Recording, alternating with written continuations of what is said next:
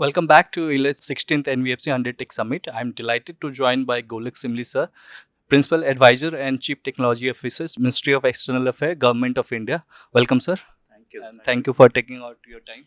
My pleasure. Sir, what role do you see emerging technology play in the financial sector of the country, sir? No, very pertinent, Vineet. No, especially when we talk about the financial sector at large and the way the fintech is emerging, the fintech solutions are emerging. What I personally find that the more and more we are advancing and leveraging the emerging technology, such as AI, such as advanced board, advanced analytics, blockchain as a technology, cloud as a platform. Uh, I personally foresee there is a radical transformation in the financial sector is going to come.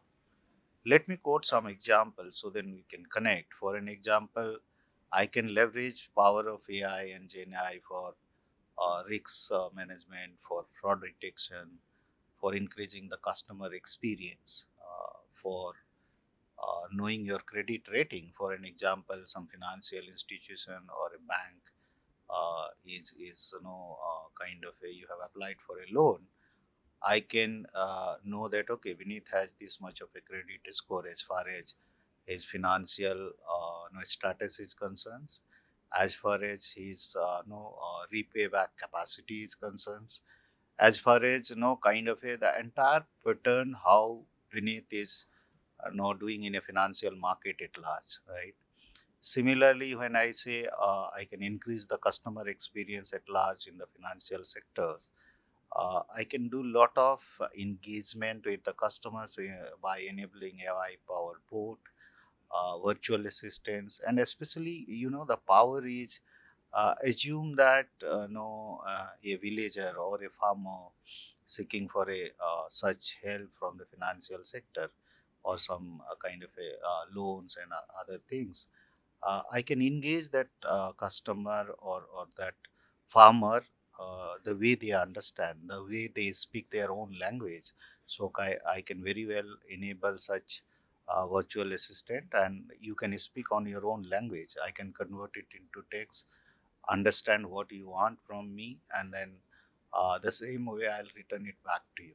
So there is a lot of power in terms of fraud detections. Again, I can understand your entire pattern of transactions, where all you are doing such transactions. Last, let's say, for 1 year, what is your entire history as far as financial transactions and entire credit rating is concerned. So I can mitigate, not only mitigate the fraud, but also I can predict, because I'll have lot of such patterns available with me for a particular user or a customer even before you approach me, right? The last thing which I really find is engaging such emerging technologies, whether as I spoke, AI is a technology, cloud is a platform, blockchain is a technology. See, the advantage of all these technologies, I can do lot of resource kind of a management. Not only when I say resource, manpower resources, but also my IT and other resources. That is one. I can do lot of orchestration in terms of effectively utilizing the resources. And one very important criteria which every one of us fighting every day, I'll say, how do you handle the security and other measures when it comes to the financial sectors? And that is where these tools, these technologies will help us even before the problem strikes you, even before a cyber security attack has happened. So you can predict those kind of scenarios, take proactive action, and mitigate it. So that's how it is. Yeah. And certainly, sir, Ministry of External Affairs is also focusing a lot on technological aspects. A lot of initiatives being taken in this regards. So, what role do you see technology can play in terms of mitigating cyber risks, particularly with regards to diplomatic engagement and diplomatic talks? No, absolutely. You are very bang on that. Let me quote my own program first. Well, let's say I am delivering today more than almost 80 to 90,000 people per day as far as all travel documents are concerned. And what I typically say, Vinay, saying that you all might be thinking as a citizen saying that passport could be merely a travel document, but no, it's not that. It empowers you globally. It makes you globally connect. It enables your business globally, right? It helps you for your education, for your leisure trip, for medical emergencies. So it has lot of no other kind of a, I'll say, enablement which it does. And while you let's say delivering passport services, while you are availing passport services, I am trying to deliver the way best possible to the citizen, whether it is in India or across the globe. As I said, these technologies will help me in terms of not only enhancing the security angle which you are asking, but also to increase the customer experience. The way you interact with me, the way I engage with you, the way I deliver services to you. And definitely when it comes to the diplomacy side of it, engaging with other countries, what I again foresee saying that cyber security is an issue which is not India centric, it's a global issue. And I think these technologies, one side, when it will help us to address and mitigate those problems, cross country, cross collaboration, so diplomacy and security, as you are saying, but also at the same time, we have to be guarded, saying that is there anything I am going wrong in terms of which I say law of the land, in terms of regulations and other concerns country to country. And that is why there are some principles of AI and other emerging technology, which again one has to, what I'll say, it has to come globally as a standard, as a acceptable norms, and everyone has to work on that. So that's how I put it. Thank you. And sir, on the passport aspect, gone are the days when getting a passport was would take a lot of time, but with digital technology, it has become easy.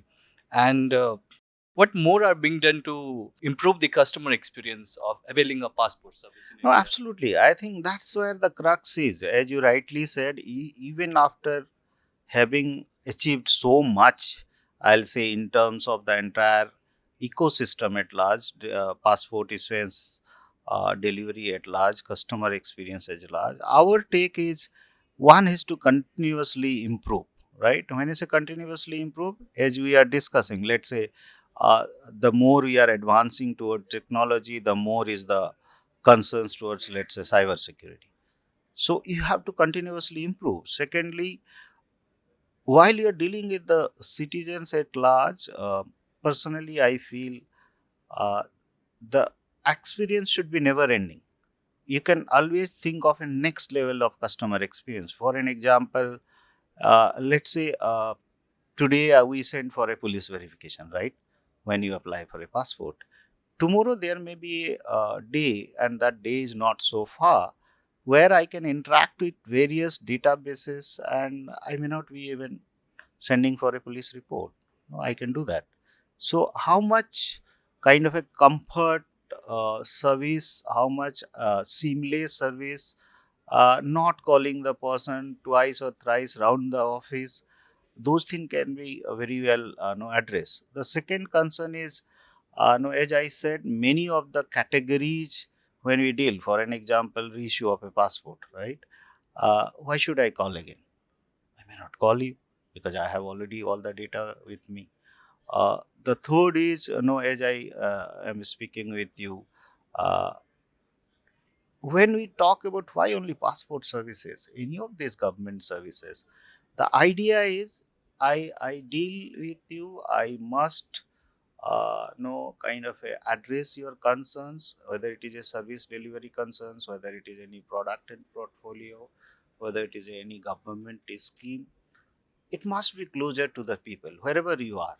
It doesn't matter I come from a city, urban city, semi urban, or as we are speaking, you come from a, let's say, rural background, remotest part of the country. we should be able to address those issues through technology.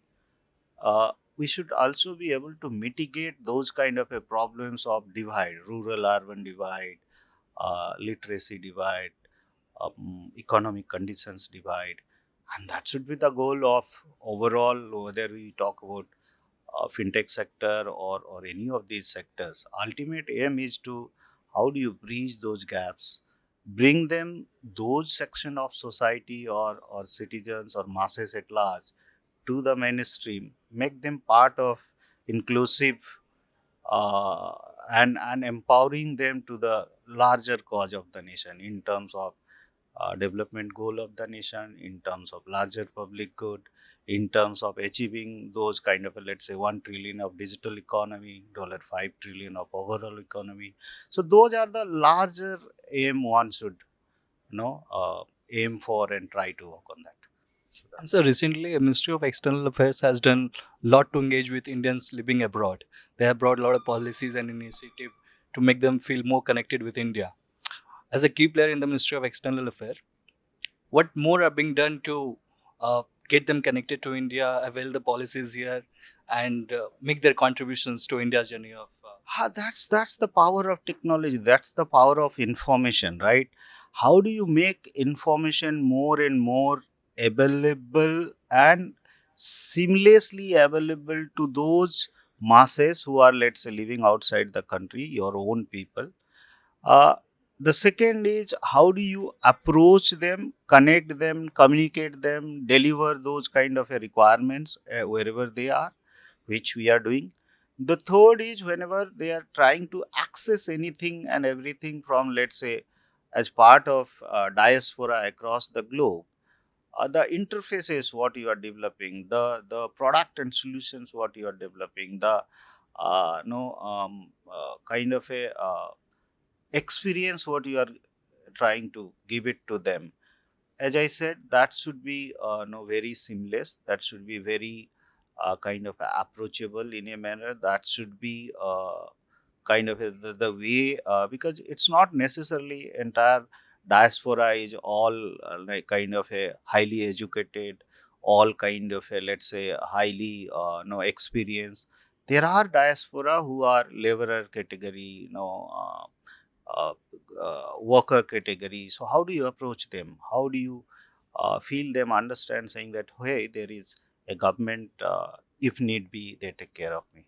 So, Last question, sir. What is your overall experience of attending this event, and how do you see event like this in terms of shaping the financial trends in the country? no, absolutely. I think I have been part of a Late's journey the day we started e-governance, and these kind of events, these kind of gathering help us both side. No, one side, let's say the policymakers, other side the industry at large, academia, research institution, and there you understand, no, where are we heading? No, in terms of one is, as I said, achieving those goals, in terms of understanding the problems at large, which is either at the industry side or at the government side, and also how do you address those problems? What are the nuances? What are the solutions available? And the minds which attains these gatherings, I hope personally, is able to kind of give those kind of awareness, those kind of a knowledge sharing, those kind of a product and solution demo which you all have, and it helps in that direction. So thank you. Thank you, sir. Thank you for taking out your time and sharing valuable input with us. Thank you, sir.